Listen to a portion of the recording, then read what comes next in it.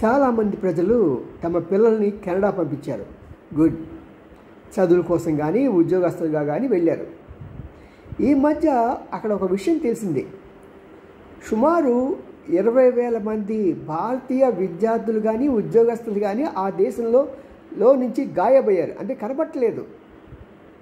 వీళ్ళంతా ఎక్కడికి వెళ్ళారు, ఏమైపోయారు అన్న సంగతి అటు ఆ ప్రభుత్వానికి తెలియట్లేదు, అంటే భారతదేశం కూడా ఈ సంగతిని సీరియస్గా తీసుకొని అడగట్లేదు.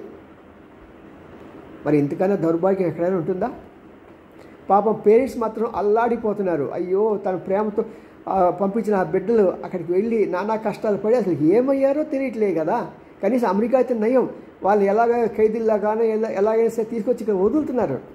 మరి 20,000 మంది పిల్లలు జీవితం, వాళ్ళ పేరెంట్స్ యొక్క బాధలు ఎవరు తీరుస్తారు? వాళ్ళకి దేవుడే దిక్కా ఏమో మరి అలా కనిపిస్తుంది.